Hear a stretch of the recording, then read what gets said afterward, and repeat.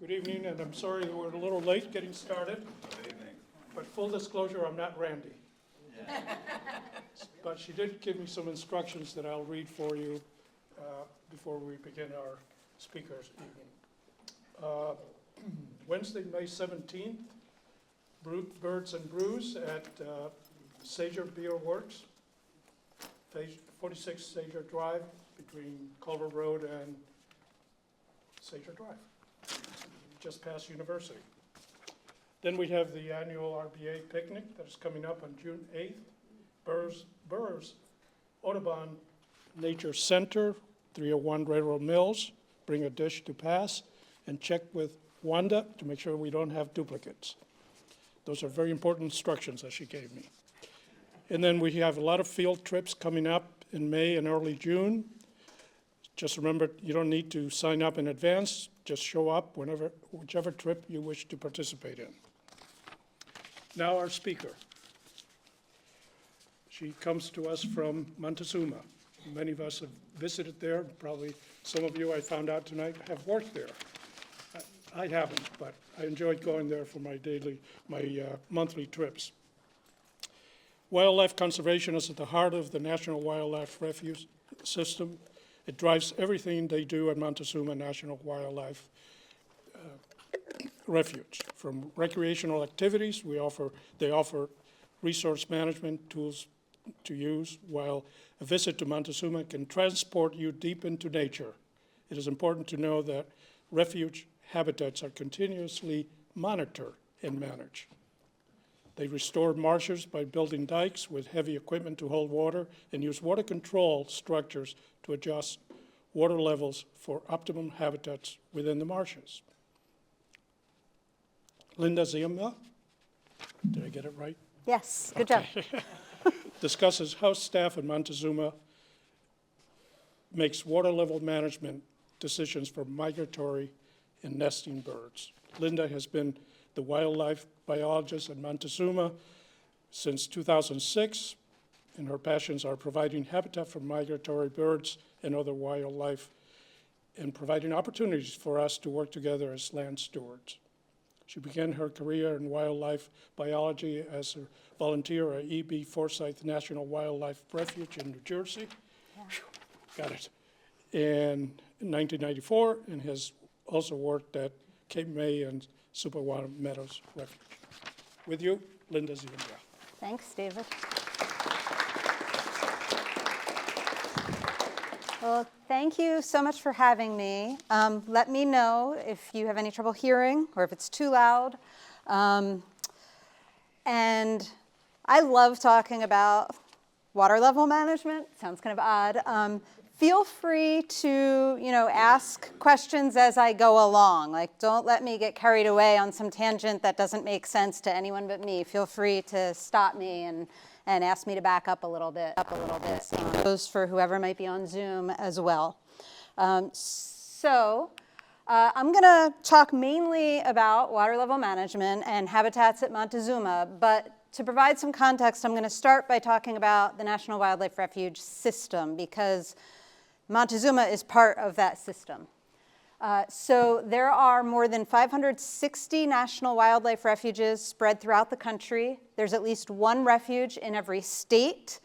You all are birders, so you recognize the flyways, and you can see that the refuges often line up right along the flyways. I learned, back a long time ago when I was an undergraduate student, to think about them like strings of pearls along the flyways. And I love that image of places where birds can drop down and rest along the way. So the National Wildlife Refuge system is administered by the U.S. Fish and Wildlife Service. So that's this little badge up here and on my shirt as well. And our policy is for biological integrity, diversity, and environmental health. So that drives everything that we do. So that's an important lens to look through when wondering why we're doing what we're doing at Montezuma. That's always the first thing that we need to think of, and that separates us from other systems of federal lands. We're the only wildlife first agency and network of lands. our mission is to conserve and protect and where appropriate restore habitats for fish and wildlife and plants. So that's very different than the Park Service or the Forest Service or BLM, who all have different missions than ours. So that being said, when Congress gave us our mission, they also included public uses that we should prioritize. So we are still wildlife first, and that's why I didn't change the words on this slide, because we still have to consider wildlife first. So when we acquire land for a refuge, that land is automatically, immediately closed to the public. And then we have to go through a whole process before we can open it. So that's very different than like a state wildlife management area, for example, which is open to uses and then they might close them. We are closed because we are wildlife first. And then Congress told us there are 6 uses you should prioritize, and first see if it would be compatible to open to those uses. And those uses are wildlife observation and photography, environmental education and interpretation, and hunting and fishing. So we have to, we can stay closed, but we have to consider those uses before we consider anything else. I don't know, I can't think of a good example of something else, camping or something.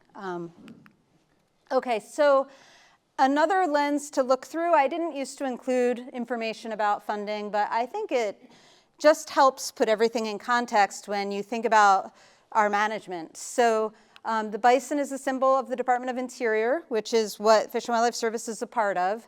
And then each color strip represents the percentage of land that these different agencies manage. So for example, the Park Service is this brown strip here. That's the percent of land they have relative to the Forest Service and BLM and Fish and Wildlife Service. So this bright blue is marine monuments. So let's ignore that. We don't manage our marine monuments that much. So even if you don't think about that, this dark blue here is the percentage or ratio of land that is part of the National Wildlife Refuge system. So if you look back to the Park Service, right, they've got 85 million acres, and then this solid line represents their full-time employees, and this dotted line represents their funding. So then we move over to the refuge system, and this represents our land mass, and then, which is 95 million acres. And then here's our FTE, our full-time employee, and our funding circles. So I just think it's a helpful lens. Like, there's this pie in the sky idea of all the things we can do, and then there's the reality of what we can do with the amount of funding and resources that we have and people. Okay, so that's kind of the federal perspective of being part of the U.S. Fish and Wildlife Service, but we are incredibly fortunate and somewhat unique at Montezuma in that we have such amazing local partners, and it's formalized partnerships. So we are part of the Montezuma Wetlands Complex. So we have a formal partnership with the New York State Department of Environmental Conservation, and then with nonprofits in the area, with Audubon, New York. So if we look at this map, this shade of green shows all of the refuge lands. I should use the mouse so the people at home can see what I'm talking about. This shade here is all the state lands. That's the northern Montezuma Wildlife Management Area. We've got the Refuge Visitor Center down here, the Montezuma Audubon Center up here. And then we have our Friends group that supports all of us. So most refuges have a Friends of whatever National Wildlife Refuge. We have a Friends group of the entire Montezuma Wetlands Complex. So the refuge has 10,000 acres. The WMA has over 8,000 acres. But our goal in the long term is to protect 50,000 acres in this Montezuma Wetlands Complex. And we've already agreed with DEC as far as which acreage would go to the refuge and which acreage would go to the wildlife management area. So this map is the refuge. So you would recognize the thruway, right? Going right through the middle of the refuge. This green is all the property we currently own. That's our 10,000 acres. And then this black line is what's called our acquisition boundary. So that's the 30,000 that we are authorized to purchase land within. So what that means is Congress said, yes, that's where the refuge can be. And if somebody wants to sell their land within that dark boundary, we potentially could buy it if they wanted to sell it to us as part of Montezuma National Wildlife Refuge. So in 2022, we bought this little parcel up here. That's at the far northwestern boundary of the refuge. It's entirely closed to all public uses because we just purchased it and we have to go through a public comment period before it could ever be opened for anything. But we're pretty excited about it. It's 140 acres. We're calling it the Black Creek Headwaters Unit. It's right kind of up there at the headwaters of Black Creek, which runs south from there. There are management challenges, though. It's 8 miles north of the northernmost parcel that we had previously owned, which is here, we purchased that piece something like 8 years ago and are still working on restoration, and eventually that will be open to the public, but we're not quite there yet. So anyway, just getting there takes over a half hour. So from a management perspective, that can be a challenge. So if I'm going to talk about land acquisition, I have to talk about federal duck stamps. I hope all of you know this already and it'll be redundant for you, but just in case it's not, this is a really cool program that's administered by the Fish and Wildlife Service. Every year there's an art competition and the winner of the competition gets their artwork put on a federal stamp. The stamp costs $25 and 98% of that $25, so $24.50 for the sale of every single duck stamp goes to the purchase of wetlands for the National Wildlife Refuge system. So at Montezuma, most of the refuge was purchased with funds that were raised nationally through the sale of duck stamps. It doesn't mean we have to be the ones to sell them. It just means funds that were raised throughout the country are used to buy wetlands for refuges. So waterfowl hunters are required to buy a duck stamp. Everyone else is welcome to buy a duck stamp. I think they're just beautiful. And refuges that charge an entrance fee normally waive that fee if you have a duck stamp to show. I've not been to a refuge that charges a fee that doesn't let you in when you show them your duck stamp. So that's a great program. And the other important thing about it is that when you purchase lands for a refuge with migratory bird stamp funding, only 40% of those lands are allowed to be open to waterfowl hunting. So 60% of the lands have to be sanctuary and closed to waterfowl hunting because the idea is for protection of wetlands. So considering that hunters are required to purchase these and then the requirement is 60% has to be sanctuary, I think it's a really effective program for conservation of wetlands. All right, so this here is the refuge on an aerial photo. Let's get you oriented again. I know it's kind of hard to see, but this, where I'm running my mouse, is the throughway. And I just wanted to put this up here because we're going to be talking about water level control in emergent marshes. So all of this sort of white and blue, that's emergent marsh habitat. And emergent marsh is a type of wetland. Wetland is a habitat that has hydric soils, so wetland soils. It has hydrology that keeps it wet, and it has plants that have to grow in a wet place. I mean, it kind of uses the word wetland in the definition, but legally, if you get a wetland delineation, that's what a wetland is. And then emergent marsh is a wetland that's dominated by herbaceous vegetation, so like grasses, sedges, rushes, and forbs, as opposed to, like on this map, these green areas are all forested wetlands. So most of the refuge is wetland, and that's by design. That acquisition boundary that I showed you follows a topographic line on a map so that we focus all of our acquisition on wetlands. So that's the purpose of Montezuma, is to protect wetland habitats and wildlife that depend on wetlands. All right, so we were always going through planning processes, and as I said, our highest priority habitat type is emergent marsh. I'm using that term a little bit fluidly here because our emergent marshes cycle through open water and mudflat, so that's actually mudflat there. But we have an overarching goal to provide habitat for waterfowl, shorebirds, and marsh birds, so like rails and bitterns, for example, through water level control.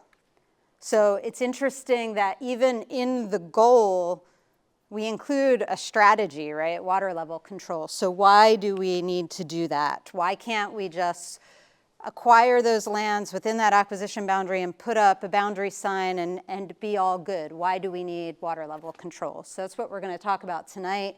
This is a photo of Shockey Pool. This is at the north end. It's not visible from the tower. But each one of these is a gate that can be raised or lowered to let water out of there to manage that water level inside of that impoundment.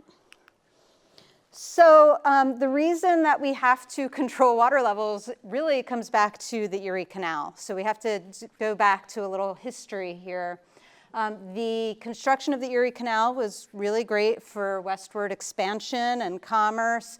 It was not particularly great for wetlands. So the area from Lyons to Baldwinsville is 60 miles, and the elevational change is only 23 feet. That is an incredibly large, flat area. And Montezuma area in particular is an area where all that water collects and lays.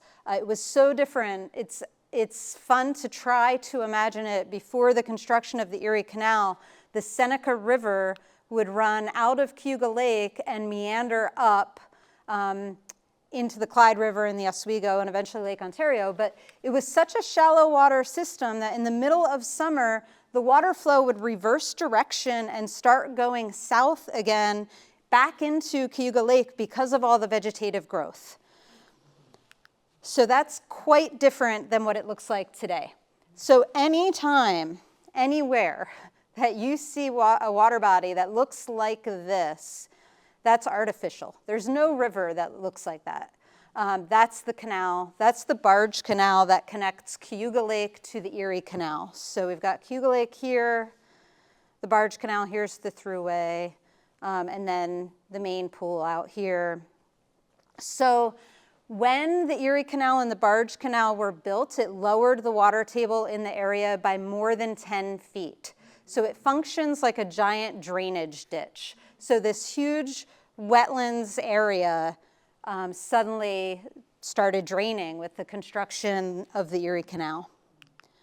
And when that happened, people who owned land in that area were able to start ditching and farming that land and draining those wetlands further.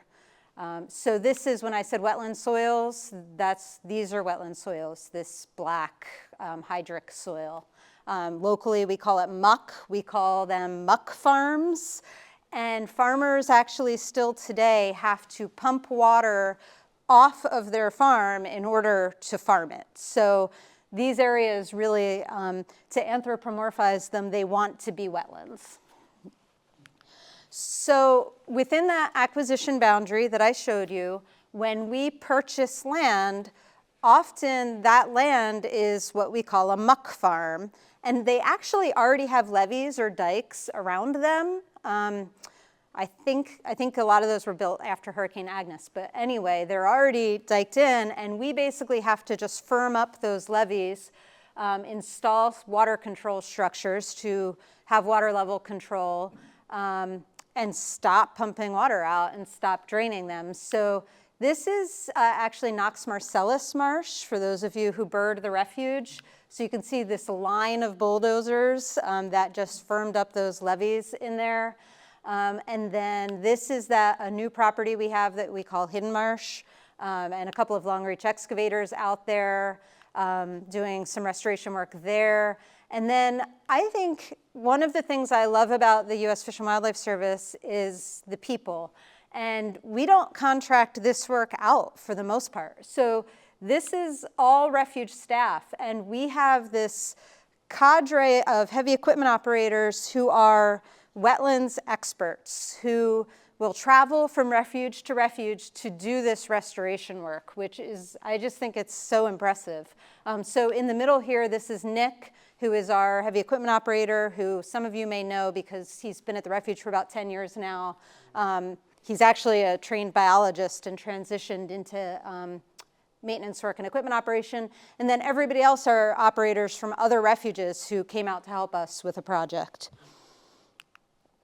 So once again, once we have these levees in place, why do we need to do any kind of control? Once again, why can't we just, leave it? Because I said the problem was the Erie Canal draining everything, so why can't we just put up the levees and let it be? Why do we have to keep doing things out there? So about 50 years ago, when we started doing wetland restoration projects, just a little bit before my time, wetlands biologists noticed this pattern where we would, or they at that time would restore a wetland. It would be really productive initially, and then over time that productivity would drop off. And what we realized was that in a natural system, there's this thing that we have called the emergent marsh cycle. And this slide, in one slide, demonstrates all of the stages of that cycle, and I'm going to go through each of them in a little bit more detail. So this is what we call the lake stage. So what happens when you have a wetland that's flooded, even if it's fairly shallow, over time, the bottom sediment becomes unconsolidated, meaning it's not packed down anymore and the water becomes more turbid. That happens faster if you have non-native fish in there like common carp rooting around. And I don't know, those of you who have been to Montezuma have perhaps seen one or two carp out there. And it becomes faster if you have a lot of muskrats because they will eat the emergent vegetation that's coming up through the water. And when you get this lake stage, there's not really great habitat out here. So in a natural system, at some point in time, there would be a drought. Also, if you went back hundreds of years, you might have this really productive wetland that would slowly transition to the lake stage and become less productive. And 100 or 30 miles away, there might be another wetland that's in a different stage and providing great habitat, but we have lost most of our wetlands at this point. So we can't just figure, oh, well, it's fine that this wetland isn't really great right now because we've got, all this other wetland habitat somewhere else.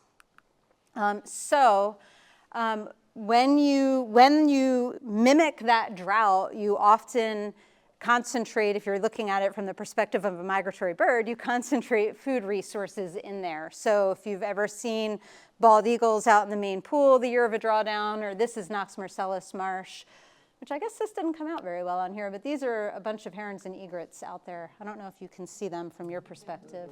Okay. So when we mimic a drought, we draw an impoundment down, and we try to do that very strategically, timing-wise, so that we provide mudflats as shorebirds are migrating north. So like right now, basically, we want to have mudflats somewhere on the refuge for the month of May, basically. And then for the summer, we get this lush vegetative growth. And usually the plants that come up are annuals. So things like smartweed and beggar's ticks and rice cutgrass, and all of those are really good habitat for migrating waterfowl. They're really good food resources for them. And I put up this picture of this sandhill crane colt because I know that it is sometimes frustrating for visitors on the wildlife drive when we draw down the main pool. I know there's not as much to see out there. And that picture was taken the year of a drawdown in the main pool by Rick Green. So there are still critters out there, but they are hard to see for sure. We need to get past this lake stage, and we need to promote vegetative growth to do that. And to do that, we have to have a drawdown. So then this is what the marsh looks like come September when we are putting water on it. And this is still a time, I think, that's frustrating for visitors because we have flooded it, but we still have this green growth in here, so you can't see the water. So, I mean, you can tell in this picture that there's water because you can see all these ducks, but probably a peregrine falcon or a bald eagle just flew over and flushed all these ducks up into the air. If they were down in the water, you wouldn't be able to see them. So I think this is a hard time for our volunteers in the visitor center because people keep asking them when we're going to flood the main pool, and they keep saying, well, they already did, but you can't see it yet. And then this is, that last picture was actually Shockey Pool. This is the main pool, you know, a month or two after that last photo would have been taken if it was the same place. And, you know, the plants have started to senesce, die off for the year. It's much easier to see, and there's all these ducks in here using this food resource. This is the best habitat on the refuge for migrating waterfowl, but it's very hard to see them. It's very challenging to count them. We have volunteers doing weekly counts, and they're always thrilled when they do get that falcon flying over so they can basically get a flush count of what's in there. So we have flooded the unit. I guess I'm going to step back a little bit from the emergent marsh cycle because we did about 10 years of monitoring for winter raptors. Some of you helped with that, focused on short-eared owls. And one of the things that we learned was that if we don't entirely flood a unit after a drawdown in the fall, then it turns out that the dry part of that area is really great habitat for wintering raptors. So this is a short-eared owl over the sandhill crane unit. That's somewhere that we have the ability to do that. Some places, the way the topography is, we just can't do it. But the sandhill crane unit, we can. And so that's just sort of another group of wildlife that we can provide habitat for. Normally it floods naturally through the winter by the spring, and it jumps right back into that emergent marsh cycle again. Linda, can you repeat that part again? Yeah. It's new to me and I couldn't follow it. Yeah, good. I was about to pause and ask if anyone had questions, so I'm glad you asked. So in the sandhill crane unit, for example, if we do a spring drawdown and we get vegetative growth and it's dry, and then in the fall we only partially flood it, which is something we can do there because there's higher areas and lower areas, then we'll still get waterfowl in the fall because there are some flooded areas. But through the winter, things like meadow voles, small rodents will be a little bit more concentrated in those dry areas, and we'll get more short-eared owls foraging out there. So we tend to get short-eared owls following our dike systems. That was something else we learned through all of that monitoring. They really like that linear feature. But if we do have a part of a marsh that had been dry and we keep it dry, then the owls will concentrate there as well. Thank you. Yeah. Any other questions? Yes. I have a question regarding restoration of muckland. Yes.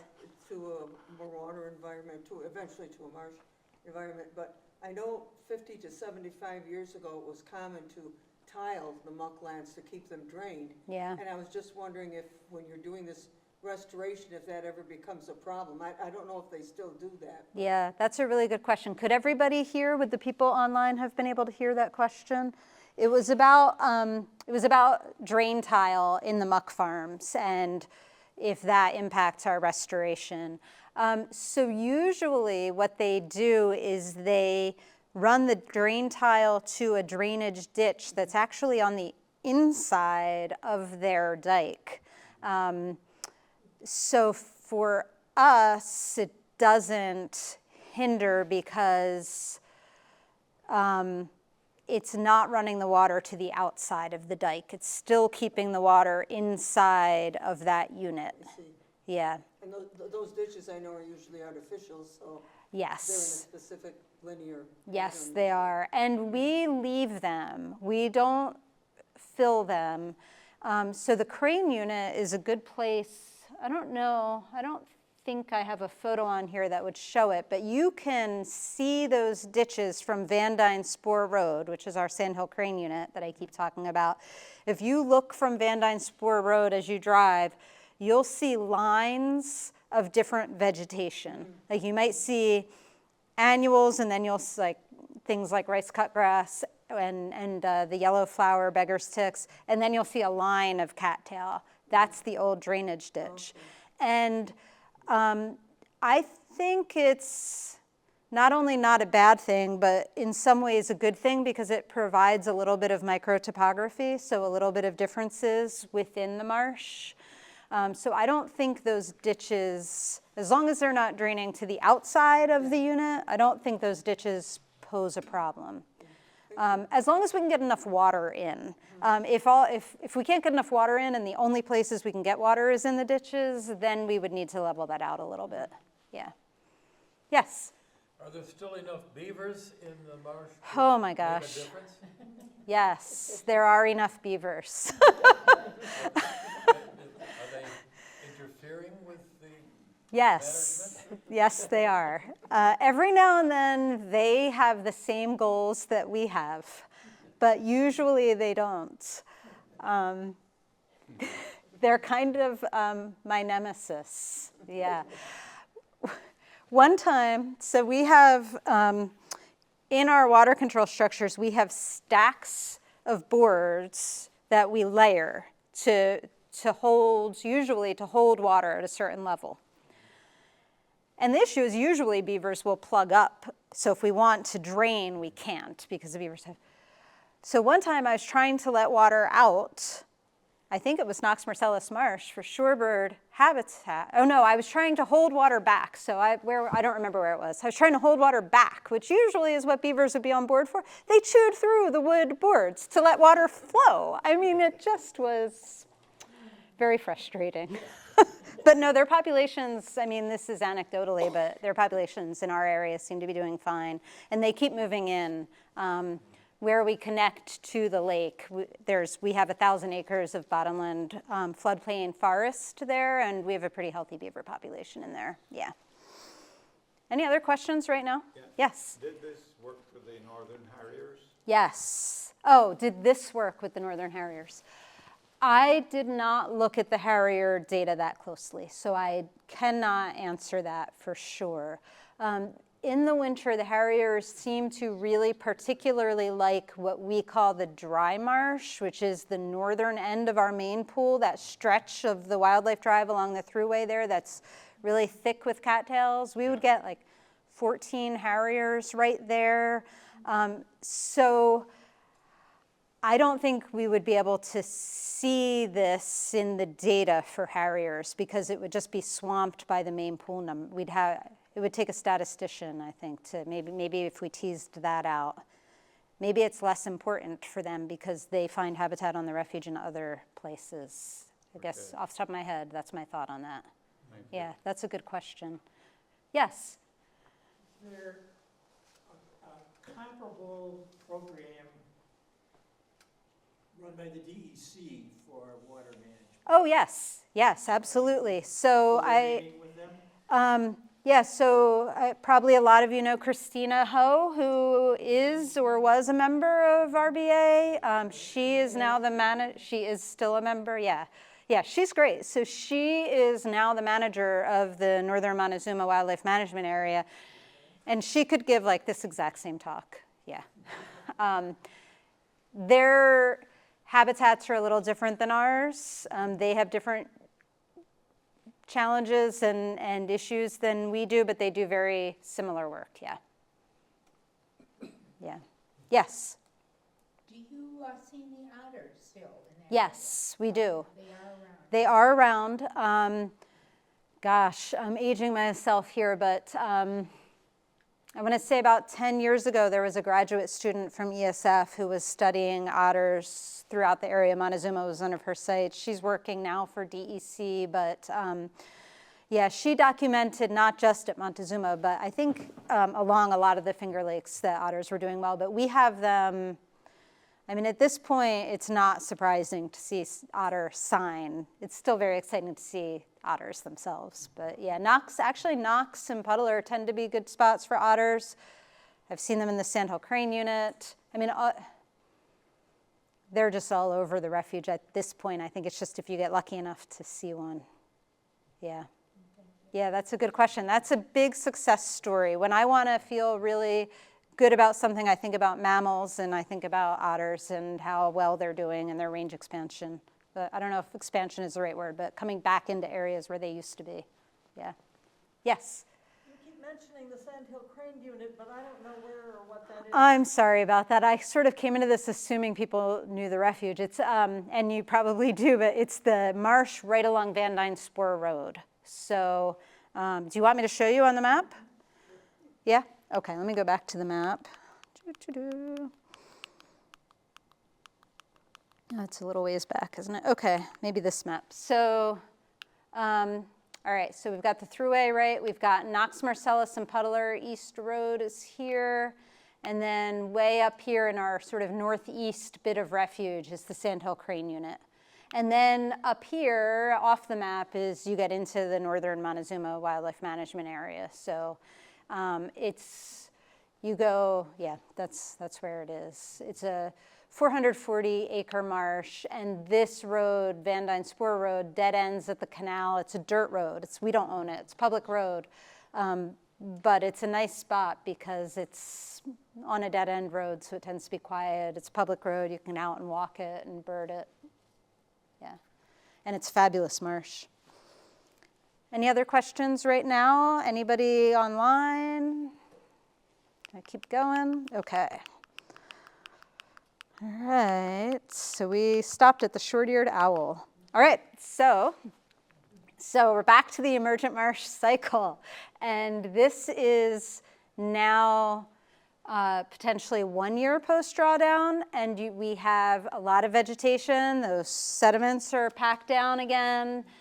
This is showing mostly cattail, which is perennial, which tends to come up after the drawdown as opposed to all those annuals that come up the year of.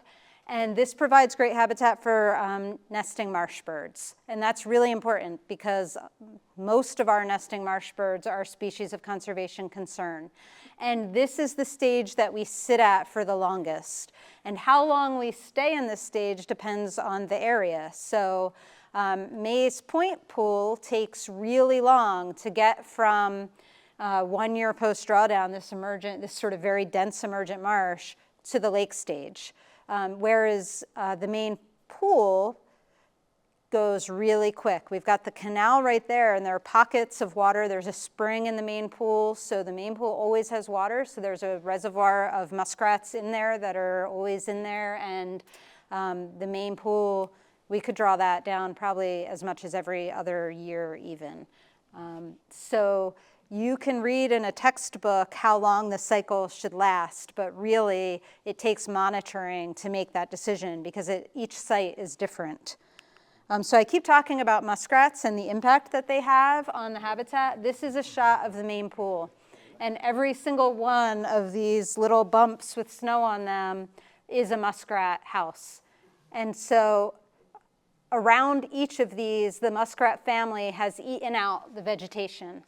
So you can see from this why sometimes, why we could draw the main pool down so frequently. They can really eat out a marsh pretty quickly if their population is high. Okay, so moving on here, how do we decide what to do? So I talked about this overarching goal for marsh habitats.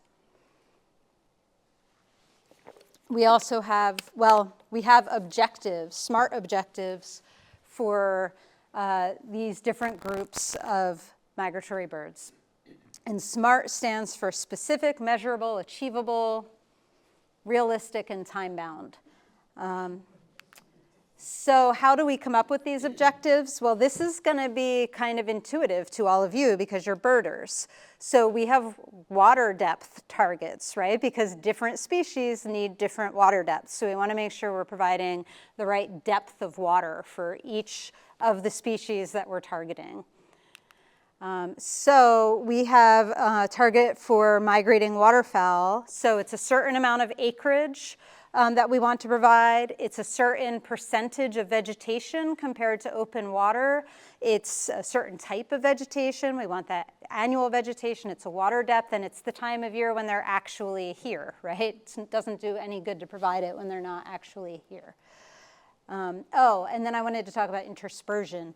So for waterfowl, and for marsh birds, we want what's called high interspersion. So if you're looking like down at the marsh from above, it would look mostly vegetated, but there would be pockets of water between all the plants. So that's kind of diametrically opposed to what we want to do for shorebirds, right? And once again, you all know this intuitively as birders. So for shorebirds, we need to have essentially no vegetation or very little vegetation, and of course they need much shallower water levels. And if there is vegetation, we want low interspersion. So think of Knox Marcellus Marsh. All of the vegetation is on the west and south sides of the marsh, and so that means we can provide mudflats on the north and east sides of the marsh. So, two very different habitats. I'm going to mostly focus on marsh birds. I could have picked waterfowl or shorebirds. I don't know, I picked marsh birds to talk about tonight. That's just what I picked. So anyway, we have targets for species that require deeper water, and same thing, certain types of vegetation, certain amount of interspersion, and then the time of year when they are here. And then for marsh birds, we have, and for waterfowl and shorebirds, but we have numbers of the birds that are part of the target as well. So I didn't put all of them up because we have targets for black terns and American bitterns and least bitterns, and so that would get repetitive. But just to give you an idea of sort of how all this, what all goes into this decision making. But I will say the way that we know how many black terns we have and everything else is from monitoring, which is mostly done by volunteers. So this is one of our volunteers doing a black tern survey, and you can see some black terns up there above her. And behind her, you can see that what we call hemi-marsh. So it's got the vegetation and the water. And then we have similar for what we call shallow water species. So we have kind of two targets for marsh birds because they don't all need the same things. And once again, as birders, I think probably a lot of this is intuitive to you, where you know to go to one place for black terns and maybe somewhere else for American bitterns. So this is not something for you to worry about or have to, there's not going to be a test at the end or anything, but this is what I use for the planning process every winter to plan for the next year. So we've got a column here for the marsh, and then we've got how many acres each marsh is, and then we have a prescription for each marsh. So you can see a bunch of full pools. This was not from this year. This was just to give you kind of a representation. Spring slow drawdown, so different prescriptions. And then for each of those targets, we have how much acres we think that our action is going to provide. So I think some takeaways here is that we can't provide for all of those species in the same place in the same year. Some of them are just mutually exclusive.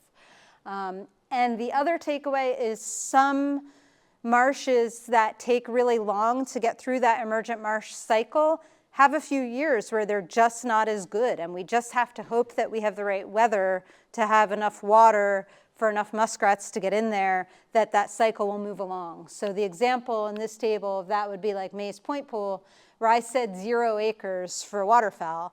Of course there's going to be ducks in there, but it's just not really great habitat. I mean, I'm sure the ducks think it's fine, they're in there, but that's not going to be a great spot for waterfowl. The numbers are going to be fairly low, but we'll still provide marsh bird habitat. So I'm not going to spend a lot of time on this, but all of the green dots here are water control structures. And we get a lot of questions about, kind of why are we doing what we're doing, or are we even doing it? And sometimes we do have control and sometimes we don't. So like for the main pool, which is here, we're kind of lucky because about 9 months out of the year we can feed water out of Cayuga Lake into it. So we have a pretty good water source for that, as long as the beavers don't get in the way.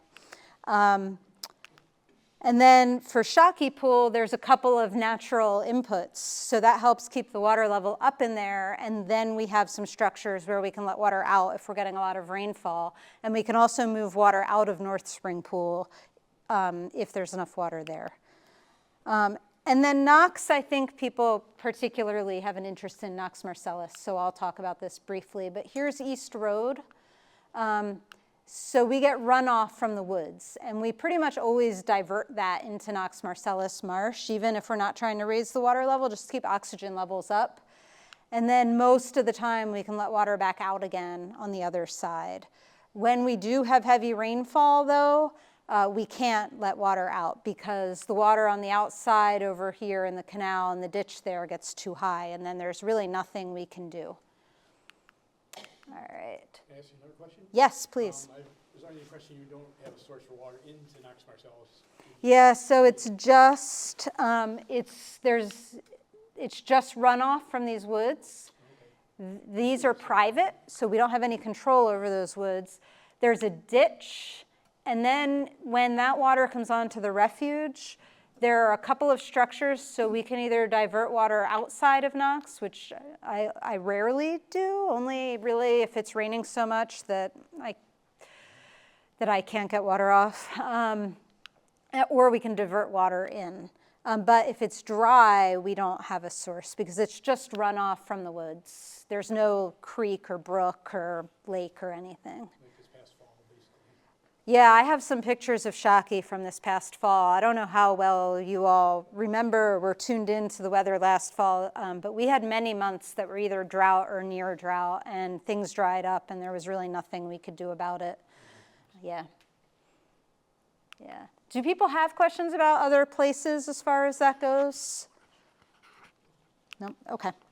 How am I doing on time here? Oh, we're good. It's getting kind of late here. Okay. All right. So all of our impoundments have these gauges that have numbers on them so we can tell what the water levels are. And then all of our large impoundments, we have done bathymetric work so that we can tie the number on this gauge to water depth. So this is the main pool. Here's the Wildlife Drive. And so the red is, so at 381.5, the red is more than 2 feet deep, and then the blue is 18 inches to 24, and the lighter blue is 10 to 18, and then it gets shallower and shallower as you get farther from that. So that's how we go through this planning process, so we can have target levels. And so it's a balancing act because we might have the best vegetation, say, here, but 24 inches is kind of deep and want it to be shallower, but then if we keep that really shallow, then this is all going to be dry, and that's going to just promote more cattail and Phragmites, which isn't going to be habitat for anything. So even within an individual marsh, it's still a balancing act. I have a question about that slide. Yes. So on the north end, the portion that's not colored in with depth, This here? that's all cattails, isn't it? Yeah, so that is what we call dry marsh. So there are But parts. it does get wet sometimes? It does. So part of it is probably that we couldn't get in there to get the depth data, and part of it is that it's So pretty 2 or 3 dry. years ago, you did a lot of excavating and you raised the level of the road. And as you drive that road, today we see water in there in those open leads you created. Yeah, you're talking about in this area? Yeah, Okay. I mean, there you're talking about by the eagle sculpture. by the eagle sculpture. Yeah, so he's talking about the next part down. Oh, are you talking about by the eagle? So by the eagle sculpture is here. Oh, it's over there. Yeah, so this is where we recently Okay, dug all out. right, okay. Yeah. I'm disoriented then, thank you. Yeah, yep. So yeah, up here, this is Mays Point Pool up here. The refuge was here, by the way, before the thruway, so this used to all be one marsh. But here's the thruway cutting through. Okay. Yeah, yeah. So the way we collect that data, I won't spend a lot of time on this, but is with volunteers. So volunteers go through the marsh in kayaks and waders and get water depths, which is what all of these points are. This is Puddler Marsh. And then we can convert that to something like this to get the bottom elevations. And then we get that map that I showed you for the main pool. And then we can Oh, look at that. It's an old slide. And then we can say, okay, these are our target levels based on that bathymetric data to get the water level that we want. But since I put this together, I realized the maps are actually way more helpful than the tables. Okay, so it is just about 8 o'clock. I want to get to the bird data. I'm kind of thinking I might skip through some of this vegetation information, or just keep going. Everybody's good?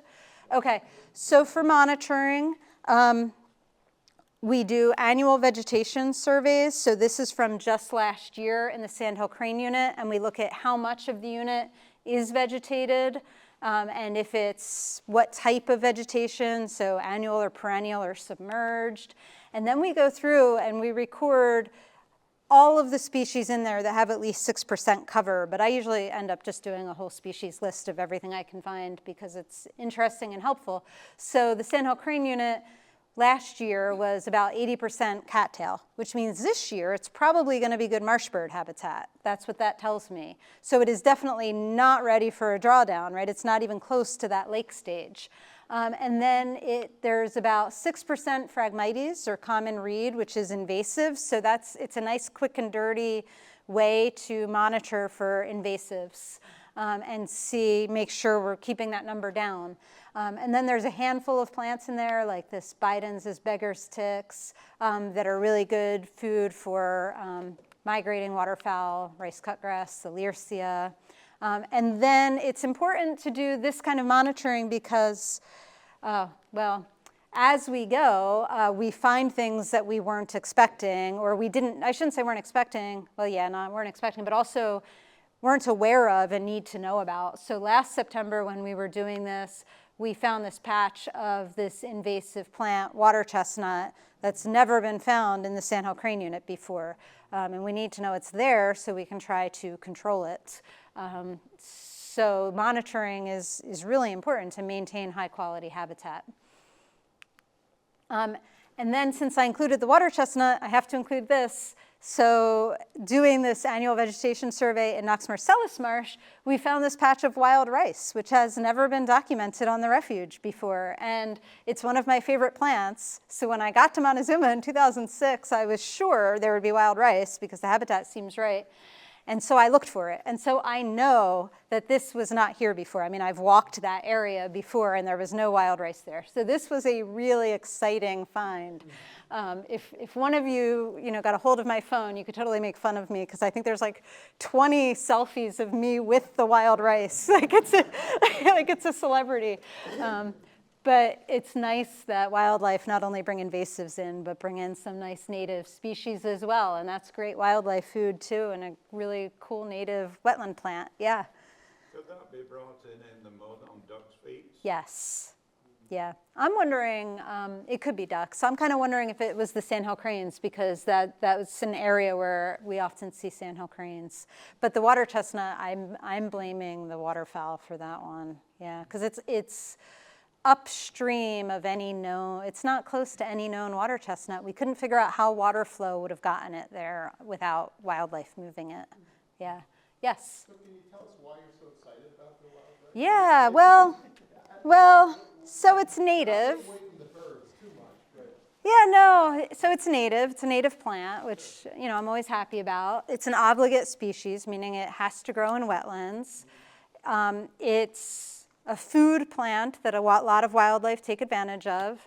There's this long cultural history with wild rice. I don't know if any of you have, read old stories about, like, we call watermen sort of paddling through marshes, and you just do this on the sides of the canoe, and your canoe fills up with the ripe rice that falls down into your canoe. So it's a traditional food for humans as well that rely on the land. Yeah, I worked at a refuge in New Jersey before here, and there's, believe it or not, a wild and scenic river in South Jersey, the Maurice River, and it was just lined with wild rice. And there are other refuges and places with a lot of it as well, and it always seemed odd to me that we didn't have it. So, yeah. We have this species, totally different genus, but called rice cutgrass that grows a lot shorter, but the seed head looks like rice. But it's called cutgrass because it's really sharp, and you get cut up from it. And it's smaller. So that's why I'm excited about it. I'm hoping it'll spread. Yeah, and we didn't seed it. I mean, it just showed up. Yeah. Thank you for asking. Okay. All right, so I said I would focus on marsh birds. So we do marsh bird surveys in all of our marshes that have water, that have habitat, so not in a drawdown year. Although last year I surveyed Kip Island, which was drawn down, and there was a least bittern in there, so that was kind of funny. You know, it's dry. But anyway, normally we don't survey drawn down marshes. So we do marsh bird surveys in all of our marsh units every year, and we paddle or walk to set points, and then we listen for 5 minutes, and then for 5 minutes we play calls. So it's like least bittern, Sura, Virginia rail, king rail, which we don't get, and American bittern, and then we record what responses we get because they're called secretive for a reason. It's hard to detect them. So these are a way for us to help understand where we are in that emergent marsh cycle, and if we're providing habitat that we want to be providing, or if we need to make some kind of a change to our management. So we're getting into the data here. So this is from last year, 2022. So each of these bars is from a different marsh. And so you can see the Sandhill Crane unit was just by far the best marsh for marsh birds last year. So each color is a different species. The species are listed across the bottom. And this is normalized by birds per point. So you can't say, oh, well, the Sandhill Crane unit's bigger. It's the number of birds per point. So let's see without my glasses on if I can read this. So yeah, we had averaged more than 18 marsh birds at every single, at each point in the Sandhill Crane unit, which is a lot. That does tend to be one of our better units, depending on where it is in that emergent marsh cycle. Shocky Pool tends to be really good as well, and believe it or not, it was, even though like the Sandhill Crane unit's swapping everything out, you can't tell that it was good.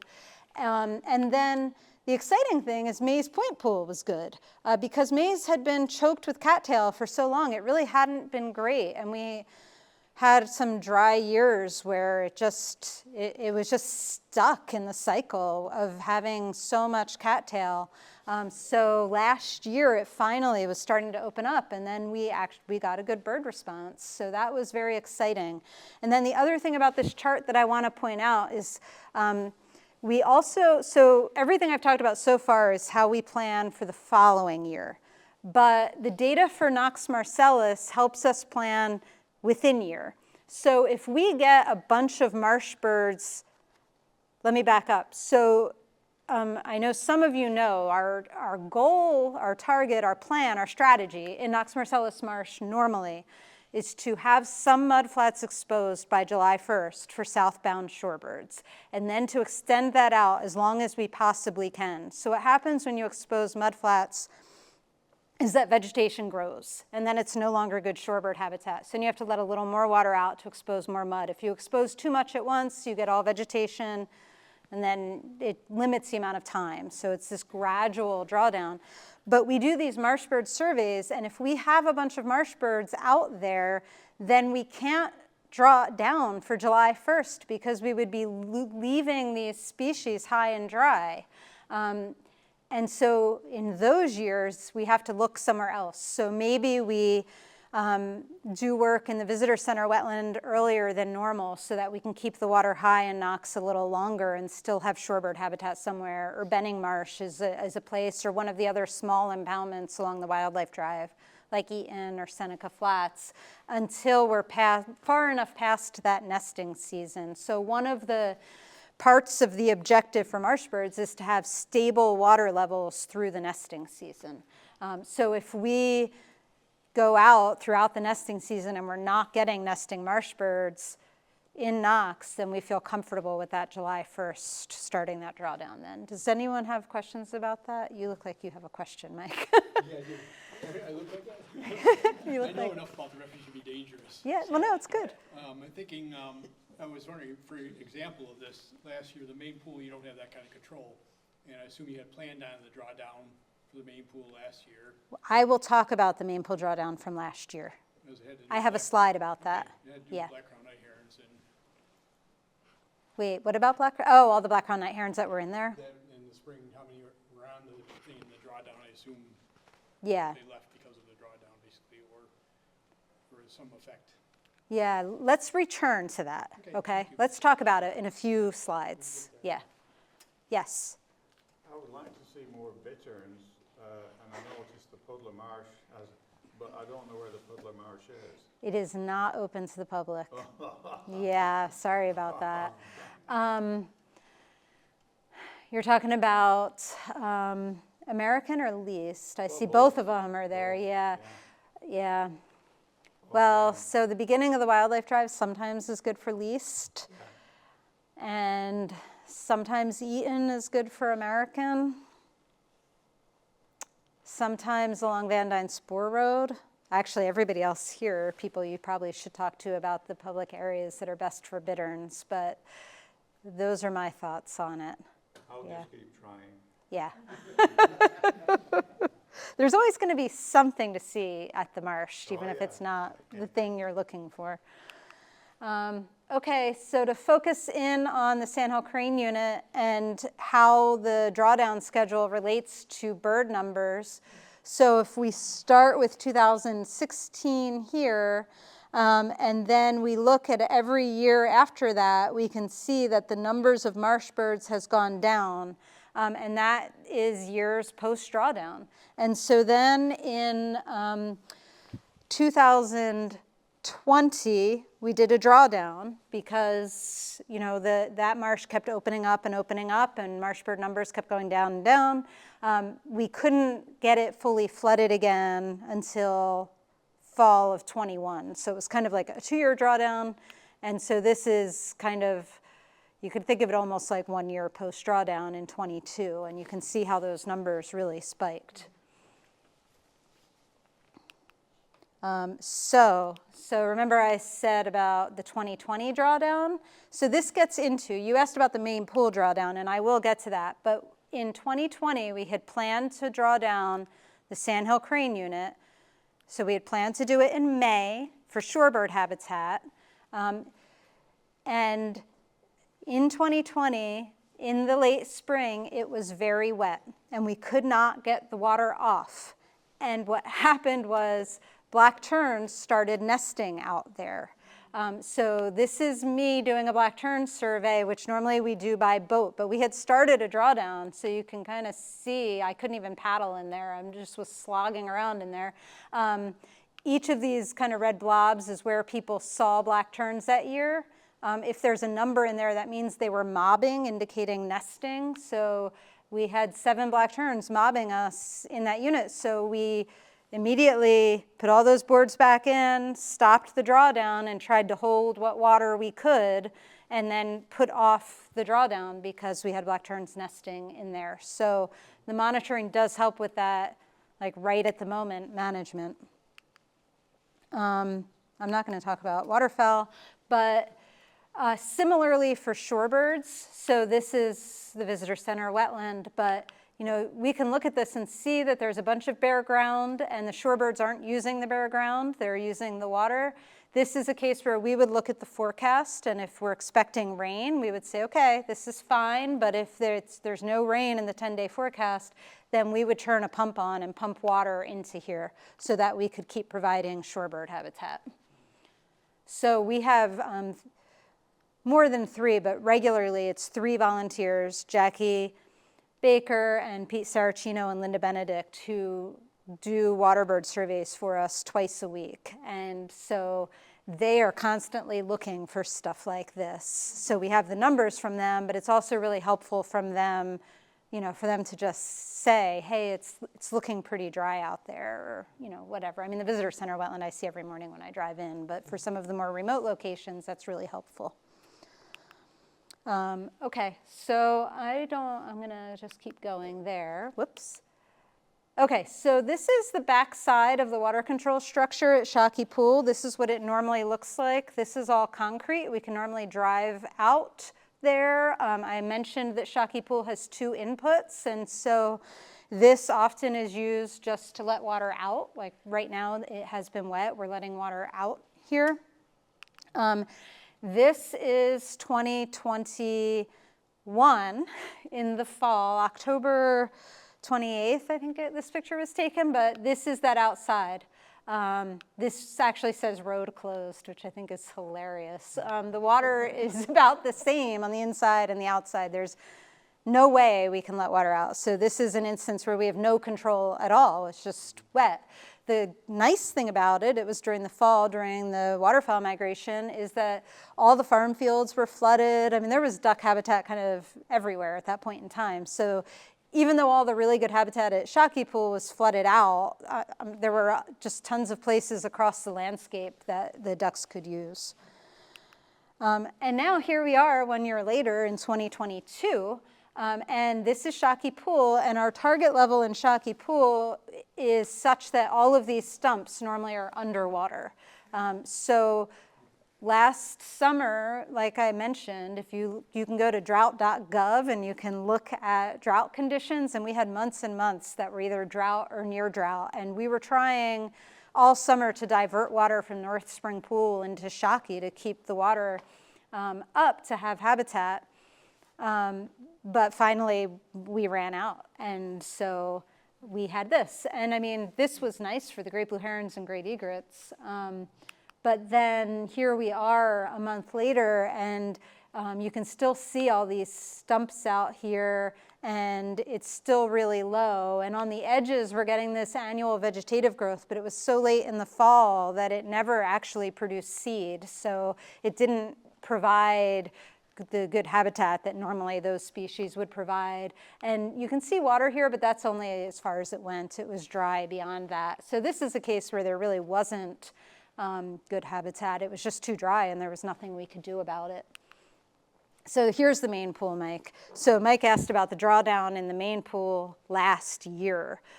So when we had that flooding in 2021, water was rushed in. This is the spillway along the wildlife drive. We had water rushing in from the canal, and what it did was it popped, like normally there's boards in here like these. We had all wood boards in here, and it popped them up. We lost a bunch of them, they floated out.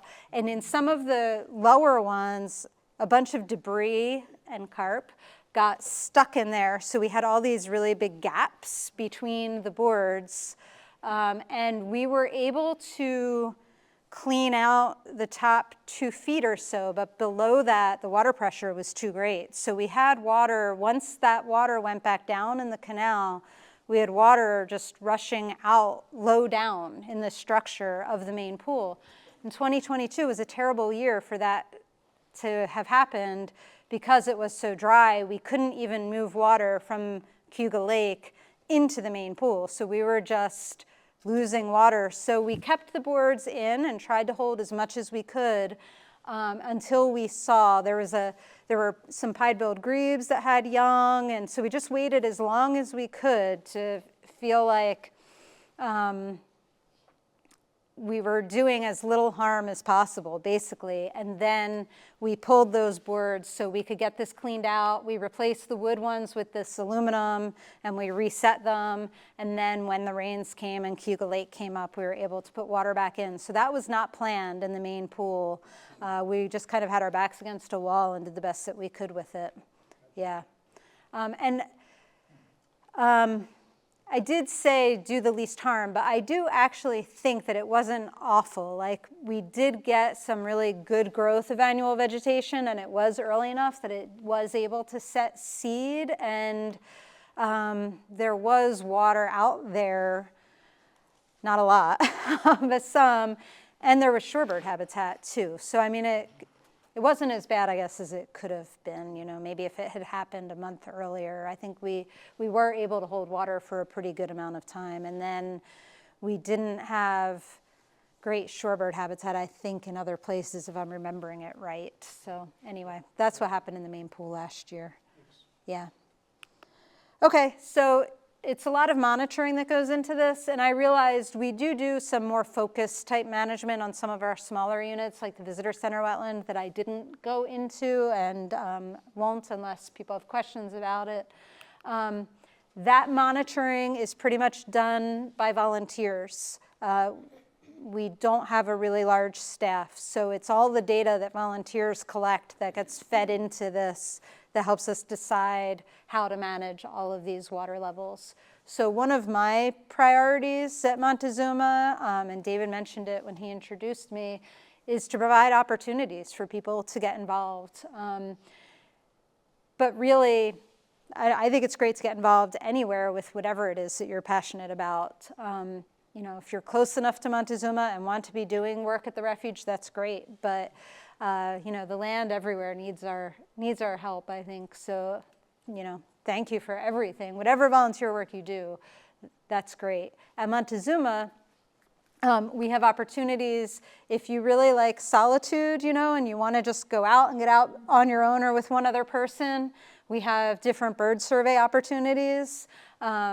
So this is a volunteer and refuge staff doing a cerulean warbler survey. We have the marsh bird surveys that I talked about, the water bird counts. If you love being with people all the time, we have our marsh volunteer program. So that is often more, but not always, more physical work. So pulling water chestnut, collecting seeds from native plants, doing that bathymetric work that I showed you the slide of. Our Friends group provides lunch on Marsh volunteer days, so you get to eat good food.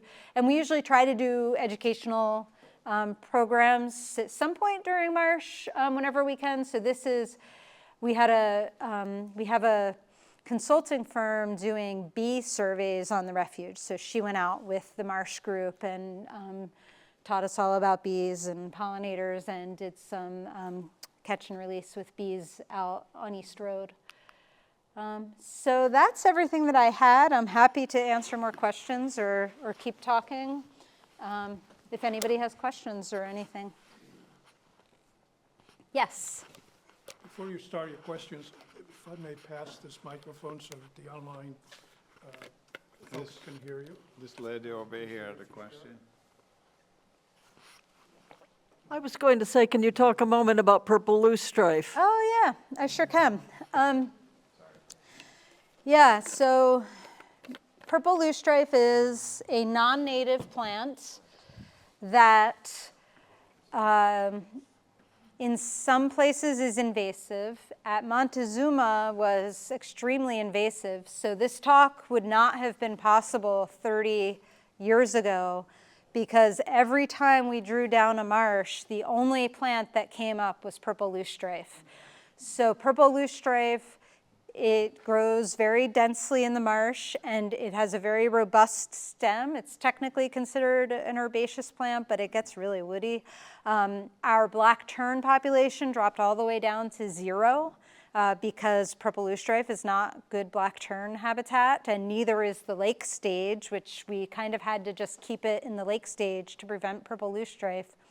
And then a group at Cornell developed or found, however you want to word it, 2 species that eat purple loosestrife specifically. So those are biocontrol agents. One eats the leaves and one is a weevil that eats the roots. And they released them at Montezuma. And it's been so effective that now I stand here and I say it's invasive in some places. We don't keep it on our invasive plant list anymore because the beetle and the weevil keep it in check. So it's basically now just a naturalized, non-native plant that grows in the landscape. And so I started in 2006, and I would see really big patches of it come up in different parts of the refuge, like Mays Point Pool one year, our grassland wilgoose on 89 one year, and then after about 2 years, the beetles would find it and the population would crash. And now I haven't seen a really big patch like that in years. They just keep up with it. But it used to be even one way to identify it from a distance was that you would see that it was brown, and it's because the leaf-eating beetles would be eating the leaves and killing the plant. So that's a real success story as far as invasive species control goes. Yeah, I had a question. I often wondered what was going on during winter on the wildlife drive, because obviously we can't go there. Yeah. So is there a story to tell there? As far as wildlife, or as far as why you Well, can't like, drive for instance, it? do you or- get snowy owls coming in looking Oh, for I the see. muskrat or something? Yeah, that's a good question. We don't have a ton of snowy owls along the wildlife drive. Sometimes there will be one, but it's been years. The last one I remember was right along the thruway, which was nerve-wracking. A lot of harriers, as I mentioned, short-eared owls sometimes, although both of them are visible from the visitor center often. Yeah, yeah. What else along the wildlife drive in winter? Yeah, that's a tough question for me to answer. Sorry about that. What were you going to say? Not much else. Yeah, it's kind of quiet, and I think that you could, it's not the same, I know, but you could look from the visitor center, and you could look from East Road, and if Van Dyne Spoor Road is passable, because they don't always maintain it to the end, but you could look from there, and you could probably get a sense of what you would see from the wildlife drive. Yeah, Thank you. yeah. So why is it closed? That's what I wondered if he was asking. That's a good question. It is closed because we are not able to maintain it through the winter. And we have learned that it is better to have a date when it closes and a date when it opens versus a day-to-day kind of a thing where nobody really knows. So I don't know if anyone else in here lives on a dirt road. I do. And the most difficult time on my dirt road is in the spring when it's really muddy. It gets so soft. It's worse than ice, you know. It's so difficult to drive on. So the wildlife drive is like that. So there are times when I don't drive on it because I don't want to rut it up, even worse. And we don't have the capacity to keep it plowed. So when we get snow, we also don't drive on it. So it comes down to maintenance, really. Leads to a question of what do you do when it's closed? What do I do when the wildlife drive is closed? What do you do when the refuge is closed? Oh, no, I have plenty to do in the winter. Yeah. So all this data, all of the planning, yeah. So it's analyzing all the data from the previous year, writing up a plan for what we're going to do in the coming year. Writing grant proposals, advertising for seasonal positions. Yeah, the winter kind of flies by. There's plenty to do. A lot of spreadsheets? Yes. Yes. Yeah. It is a lot of office work in the winter. We have historically had winter wildlife projects. We don't really have one ongoing right now. So we had the winter raptor monitoring. That was a lot of fun, but we got the data we needed. For a while, we were banding ducks on Cayuga Lake in the winter, so it was off refuge work, but the state really has taken that over, so we don't do that anymore. So now it's mostly indoor work. And with a winter like the one we just had, it's actually water level management too. I mean, it's hard, I can't predict, well, I guess some people are trying, but I don't know what the sort of new normal is going to be. But this past winter, we had a lot of times where the marshes were not frozen, more than when they were, yeah.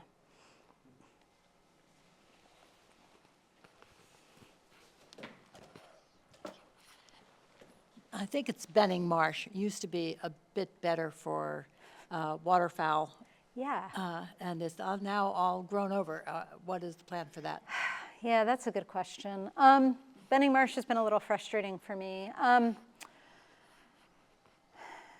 So the plan for this year for Benning is to draw it down right now for shorebirds, because this is an odd year for us. We're not drawing down any of the large impoundments.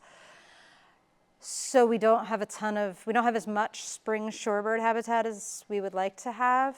And then to let plants come up in there, to try to manage it like the visitor center wetland. So let the annuals come up in there and then come in the late summer and mow it and disc it and reflood it, which should provide better habitat. If it's really wet, it's hard to get in there even if it's been drained. So it's a little bit of a gamble because it could become really thick and we can't get in to do anything about that.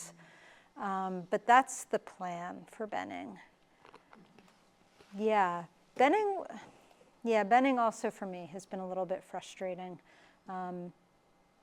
The other thing I'd like to do, this is a little bit of a dream on my part, and it's a low acreage project, but I would also like to extend Benning so it's a little bit bigger, extend it further to the east.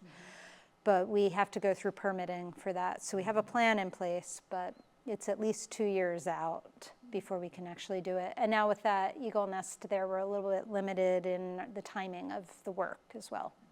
Yeah.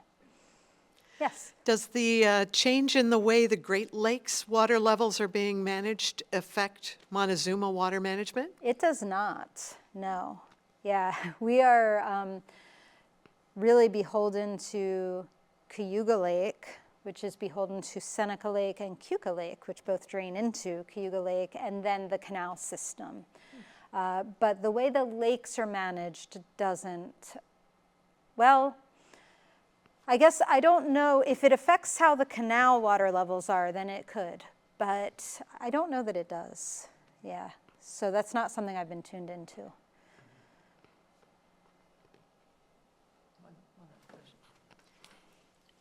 At one point, there was tree clearing along the Erie Canal and along the Barge Canal. Does that affect Montezuma? Who's talking about tree clearing along the Erie Canal? Wait, what? Say that again? Well, the state had this plan to clear-cut trees along both the Barge Canal and the Erie Canal, which affected Montezuma, would have gone through Montezuma at some point, so that they could protect the embankment for the canal. And so it was discussed to be clear-cut at one point. I don't know where that stands right now for Montezuma section. The proposal was to manage the canal banks more easily without tree roots and trees falling and the roots decaying and the banks being stirred up a little bit. And there were a lot of us who didn't think it was a very sensible idea.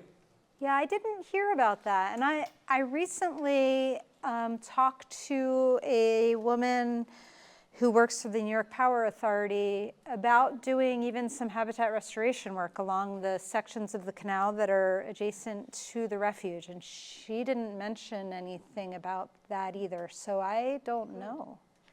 I mean, there are places where the refuge comes right up to the canal. Right. And that's not the direction we would want to go. Yeah. I think it was west of here and threatening to come this I far see. east, I see. and there was so much opposition that it's sort of halted. Okay. It actually started before the Right. opposition and movement. They actually came in and clear cut some, our own Spence report and stuff to the. Oh, wow. Clear cut it. Wow. But I don't think it's off the table necessarily, so So that's my understanding. this is maybe relevant to that if it's something you're following. There are now, so northern long-eared bat is now, soon will be, if not already, federally endangered. I'm sorry. So the northern long-eared bat is in the process of upgrading from federally threatened to endangered. And then there's the Indiana bat, which is federally endangered. And those are the ones that are official right now. And so if there are any recent historic records of those species within the area, then at least dates for tree cutting would be very limited. So if it's something you are watching, I guess just keep endangered bats in mind. You know, if you have concerns about clear cutting, whether it's along the canal or anywhere else, just be aware that there are protections in place for bats, and bats need these trees for roosting, if it's an area that historically, that either has or recently has had those species. So that's all. Yeah. Thank you very much. Yeah, thank you all. I appreciate it.